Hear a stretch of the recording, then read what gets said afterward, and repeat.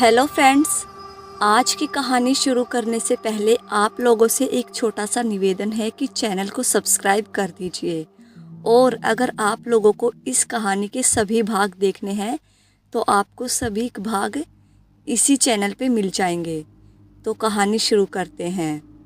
अब तक की कहानी में अघोरानंदन भैरवनाथ से मिलता है। अघोरानंदन भैरवनाथ के साथ उसके घर आ जाता है। घर आकर खाना खाने के बाद भैरवनाथ गोरखनाथ को दैत्यानंद के बारे में सब बताता है कि कैसे दैत्यानंद अघोरी ने उसे परेशान किया था और अंत में उसके हाथों ही मारा गया था। ये सब सुनकर गोरखनाथ कहता है उसकी मौत ऐसे ही लिखी थी। भैरवनाथ उसके कान के नीचे कोटी के थे। फिर भैरवनाथ गोरखनाथ को देवा के पूर्व जन्म के बारे में सब बताता है कि कैसे ये लड़का 3 जन्मों से यक्षिणी के जाल में फंसा हुआ है। भैरवनाथ और गोरखनाथ आपस में बात कर ही रहे थे कि भैरवनाथ को फिर ऐसा लगता है वहाँ आसपास कोई अदृश्य शक्ति मंडरा रही है। ये बात वो गोरखनाथ को बताता है। ये सुनकर गोरखनाथ को भी एहसास होता है कि वहाँ कोई अदृश्य शक्ति मौजूद है। भैरवनाथ एक मंत्र सब तरफ घुमाकर फूंकता है, लेकिन उसे वहाँ कोई नज़र नहीं आता। जब कोई नज़र नहीं आता और अदृश्य शक्ति का एहसास होता रहता है, तब गोरखनाथ एक दूसरा ताकतवर मंत्र सब तरफ घुमाकर फूंकता है। तब गोरखनाथ को वहाँ एक ब्रह्म राक्षस नजर आता है, पर कुछ ही क्षणों में वो ब्रह्म राक्षस वहाँ से गायब हो जाता है। भैरवनाथ और गोरखनाथ उस ब्रह्म राक्षस को देखकर सतर्क हो जाते हैं। ब्रह्म राक्षस को सेवड़ा अघोरी ने एक बहुत पुराने आक के पेड़ पर से पकड़कर लाया था। ब्रह्म राक्षस पुराने आक के पेड़ या पुराने पीपल के पेड़ या बड़ के पेड़ पे उल्टे लटके रहते हैं। ये बहुत ही खतरनाक भूत प्रेतों की श्रेणी में आते हैं। ये आपके अच्छे तथा बुरे दोनों काम करते हैं। मान्यता है कि ब्रह्म तंत्र मंत्र से वह पूर्ण ज्ञानी होता है और अपने ज्ञान से वह आत्माओं को बांध लेता है और उनसे अपने मन चाहे काम करवाता है। मांस का भक्षण करता है और किसी को तंत्र विद्याओं से मार देता है। यज्ञोपवीत को धारण करने वाला होता है, लेकिन उसका आचरण करने वाला नहीं होता है। इस तरह के गलत कर्म करने वाला इंसान ही मरने के बाद ब्रह्म राक्षस बन जाता है। भैरवनाथ और गोरखनाथ के साथ खाना खाने के बाद देवा अपने कमरे में आकर आराम करने लग जाता है और अपने घर के बारे में, अपनी माँ, ताऊजी, पिता, भाई बहनों के बारे में सोचने लग जाता है। वहाँ सब ठीक तो होगा ना? माँ अब कैसी होंगी? वो भूतनी क्या अब भी माँ के शरीर में डेरा डाले बैठी होगी? ये सब सोचते सोचते उसे नींद आ जाती है और नींद आते ही उसे डरावने सपने आने शुरू हो जाते हैं। सपने में वो खुद को एक जर्जर हवेली में भटकता हुआ देखता है। उस जर्जर हवेली के बाहर भैरवनाथ खड़ा खड़ा उसे पुकार रहा होता है और कह रहा होता है, ये हवेली कभी भी धराशायी हो सकती है। तुम जल्दी से इस हवेली से बाहर निकलो। लेकिन देवा को वहाँ से बाहर निकलने का कोई रास्ता नहीं मिल रहा होता है। वो हवेली एक भूल भुलैया सी होती है। भैरवनाथ उसे आवाज़ों पर आवाज़ें लगाए जा रहा था, पर देवा वहाँ से बाहर नहीं निकल पा रहा था। वो वहीं भटक रहा था। तभी उसे उस जर्जर हवेली में एक काला नाग नजर आता है, जो फन फैलाए उसी की तरफ बढ़ता जा रहा था।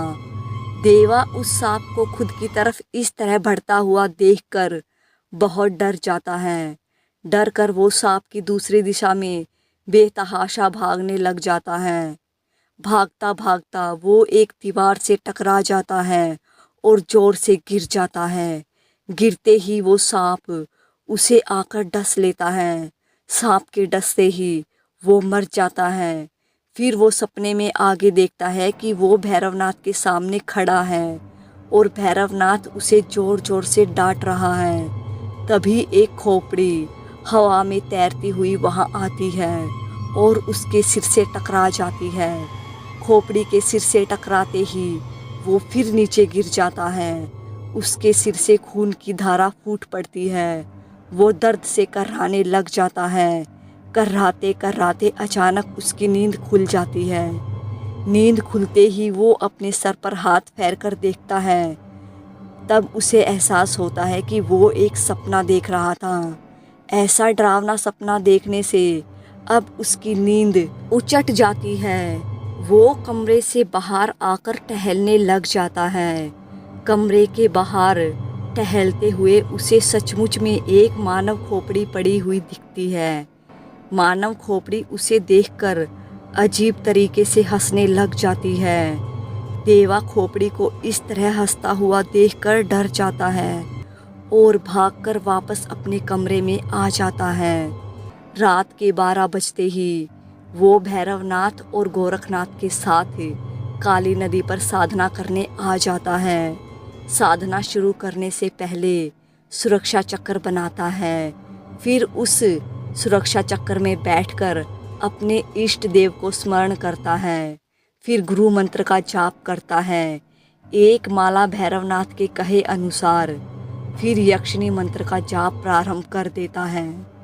भैरवनाथ और गोरखनाथ दोनों जली चिता के अंगारों के पास जाकर बैठ जाते हैं और अपने पुराने दिनों को याद करते हुए उस पर चर्चा करने लग जाते हैं। देवा के 11 माला मंत्र जाप होते ही देवा को कुत्ते के रोने की तो कभी बिल्ली के रोने की आवाज़ सुनाई देने लग जाती है, पर वो भैरवनाथ की डांट के कारण चुपचाप मंत्र जाप करता रहता है और मंत्र जाप करता हुआ अपनी नजरें दौड़ाता हुआ इधर उधर देखने लग जाता है। तभी देवा को वहाँ कुछ दूरी पर वही खोपड़ी पड़ी हुई दिखाई देती है जो उसे कमरे के बाहर पड़ी हुई दिखी थी। वो खोपड़ी उसे खुद पर हंसती हुई नजर आती है। वो खोपड़ी को इस प्रकार हंसता हुआ देखकर बहुत ज़्यादा डर जाता है और डर के मारे उस खोपड़ी को वहीं बैठा बैठा घूरने लग जाता है। कलुआ उसको एक जगह टकटकी लगाकर देखता देख और मंत्र जाप न करता हुआ देख तुरंत भैरवनाथ को बुला लाता है। खोपड़ी का खेल ब्रह्म राक्षस ही देवा के साथ खेल रहा था। उसने भैरवनाथ के द्वारा पकड़े गए सारे भूत प्रेतों का भी पता लगा लिया था अपनी शक्तियों के द्वारा। आगे आगे ब्रह्म राक्षस और क्या क्या करने वाला था जानने के लिए मेरे साथ बने रहिएगा और इस चैनल को सब्सक्राइब करें। वीडियो को लाइक शेयर ज़रूर कर दीजिए। जितना ज़्यादा हो सके प्लीज़ चैनल को सब्सक्राइब करिएगा, क्योंकि कहानी बनाने में बहुत ज़्यादा मेहनत लगती है। तो प्लीज़ आप लोगों से रिक्वेस्ट है कि चैनल को ज़्यादा से ज़्यादा सब्सक्राइब करें, वीडियो को शेयर और लाइक ज़रूर कर दीजिएगा। और दोस्तों, आप मुझे कमेंट करके ज़रूर बताइएगा कि आपको ये यक्षिणी वाली कहानी कैसी लग रही है। कमेंट ज़रूर करिएगा और बताइएगा।